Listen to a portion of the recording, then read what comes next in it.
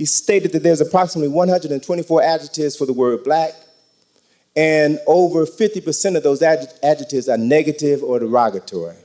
And when you think of the terms that we use on a regular basis, when you talk about the fact that somebody was blackmailed, somebody was blackballed, somebody was blacklisted, you talk about the significance of Black Friday or Black Tuesday, you talk about a black cat. Everything that is black is negative, is derogatory, is evil.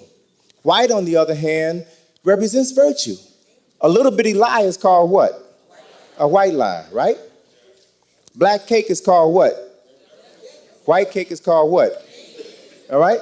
Something as simple as food reinforces negative stereotypes, or reinforces lies if you buy into the perceptions. So then it becomes critically important that we change our perceptions, particularly since we are people of a darker hue who have sometimes called ourselves black. We have to realize how blackness has been portrayed. I'm getting ready to go back to that. Sorry. We have to realize how blackness has been used in the media. All right? Black is evil, black is undesirable. And share with you a couple of ads. This one particular ad comes from Benetton company, an Italian clothing company, which has as this campaign the slogan, "The United Colors of Benetton." And in all of their ads, they usually show a person of African ancestry and a person of European ancestry, the two extremes of the color spectrum, in order to sell their products. Here is one particular ad. Okay? Here you see a very angelic, blonde-haired, blue-eyed European child standing next to an African brother whose hair has been cut in the shape of horns, reinforcing the lie that black is evil and white is good. So if your children don't understand this, then they're going to begin to see this and accept this as a normal fact of life. We have a responsibility to do everything possible to change our children's perceptions of themselves. Another example of this theme of black being evil and white being good. Here is an ad from a short-lived television program on ABC about 10 years ago. The program is entitled Good and Evil. It's about two sisters. Good sister is dressed in white. The word good is written in white letters, has a halo over the G. The evil sister is dressed in black. The word evil is written in black letters, has horns coming out of the E and a tail coming out of the L. Again, reinforcing the lie that you all, blackness is evil. White is pure and godly. And so when we begin to become aware of these issues, begin to become more sensitive to these issues, and try to raise the level of consciousness, raise the level of sensitivity among our folk, they often tell us, you just too black. How can I be too black? It's what I am. I've never heard anyone accuse a Korean of being too Korean or a Jew of being too Jewish. You are who you are. You are who the Creator made you to be. So it is your obligation, it is your responsibility to be the best person you are. So even within my family, because my life is essentially no different from yours. Those of you who come to the lectures here, who hear the various speakers talk about our history and our culture, and they go back home and try to share this information with your husbands or your wives, your girlfriends, your boyfriends, family members, they look at you like you crazy. Where you coming here with that African stuff, We don't need that, right? They don't want to hear it because they have been conditioned to accept European perceptions of Africans, of blackness. But we've got to work overtime. We've got to love those folk because they've been brainwashed, just as we have been brainwashed, just as we are still brainwashed, right? But we've got to work overtime to change our perceptions of self, our perceptions of the world. In one particular instance, I had an opportunity, a very wonderful opportunity, to share with my family members the value of understanding who we are and protecting our images. In this one particular example, we had a birthday party for my mother, a surprise birthday party for my mother. Family came down to Washington from Chicago for a surprise birthday party. And friends of my mother who had worked with her in Chicago, who were not able to come, sent cards and sent gifts.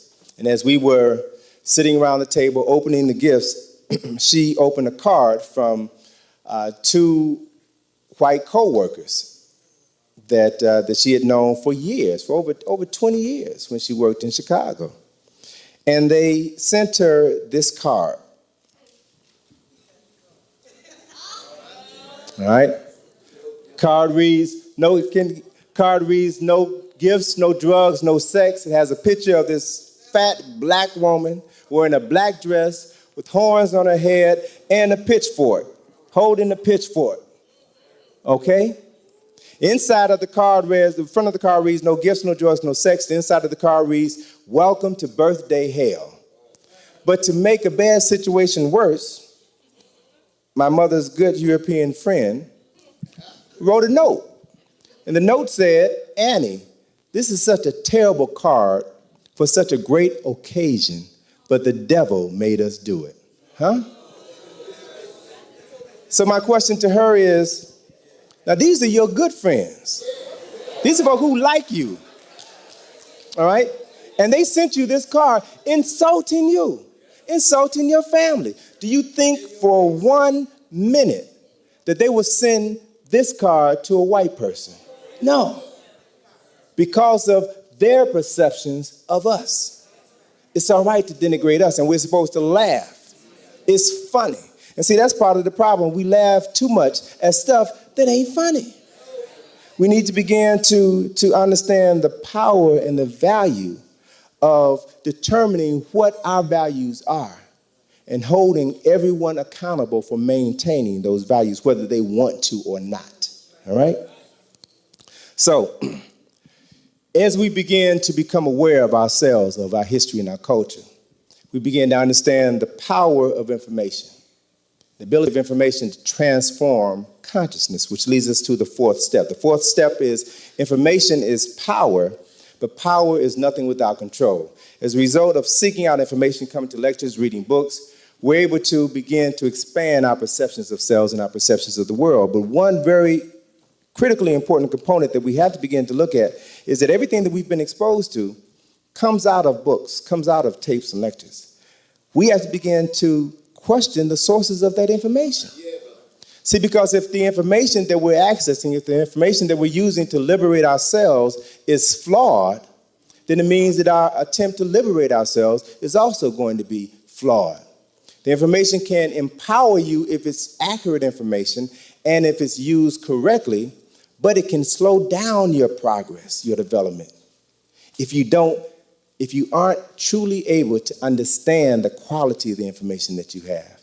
Information is power, but power is nothing without control. So you have to begin to control the sources of information that you have at your disposal. Right? There's an ad that I saw that I think really gives heart to this term, to this concept. Information is power, but power is nothing without control. It's an advertising campaign that was produced for Pirelli Tires, the Italian tire company. And they have opted to use Carl Lewis as the spokesperson for their product. And so they have a series of ads where Carl Lewis in the ads, and here's just one example, Carl Lewis in the ads is the personification of the tire. He's even wearing a jogging outfit that has on it a tread design.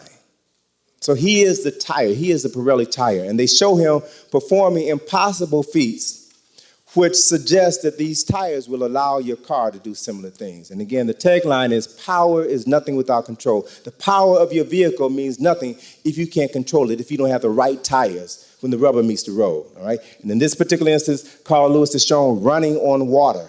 And the line underneath it says, Pirelli tires handle water in ways that you've never imagined, which suggests to the viewer that these tires will help your car prevent the hydroplaning when you drive on wet surfaces, okay? That's significant. When I was traveling in England a couple of years ago, I saw an ad that was a part of this advertising campaign that I had not seen in the United States, okay? Had Carl Lewis selling Pirelli tires, but showed him in a very unflattering light. Power is nothing without control. Shows Carl Lewis with 5-inch high heels. All right?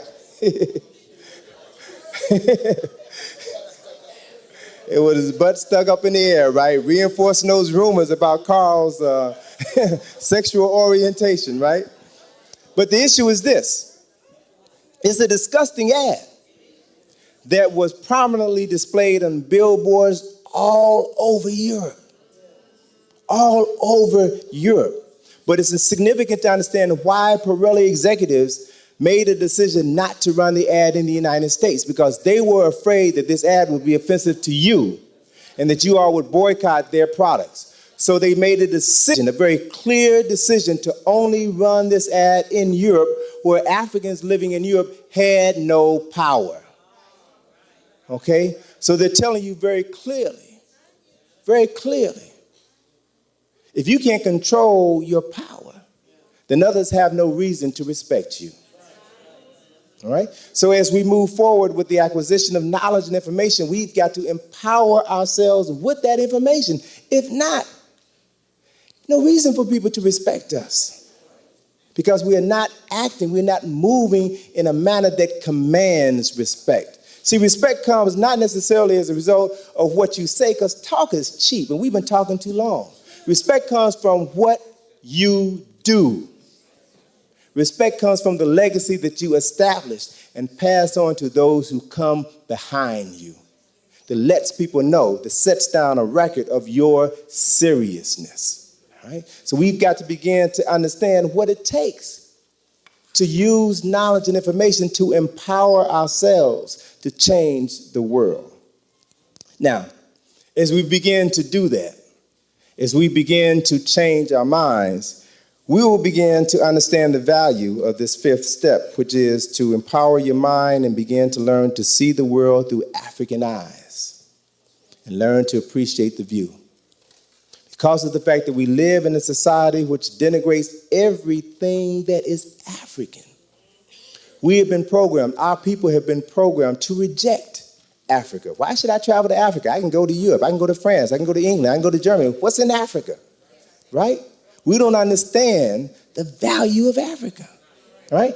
And so, as a result, even the things that have come from Africa, the perceptions of the things that have come from Africa have been changed by non-Africans in such a way to drive us away from it, even on a psychological level. So let me ask a question of you. Let me just do a little survey in the house to find out the extent to which all of us have been affected by conditions of racism and white supremacy. Can you make out that image? You know what that is? What is it? Wait a minute. I'm hearing different things. Some people saying it's a Sphinx, right? Everybody says it's a Sphinx, raise your hand. All right. Everybody who thinks it's something else, raise your hand. All right. So most of the people in this room think that this is the Sphinx. All right. What we have to realize is that this is not a Sphinx. You've been taught, you've been trained, you've been conditioned to believe that it's a Sphinx. How can you call, Sphinx is a Greek word. How can you call something that was created by Africans over 3,000 years before Greece was established, how can you call it by a Greek name? And what is this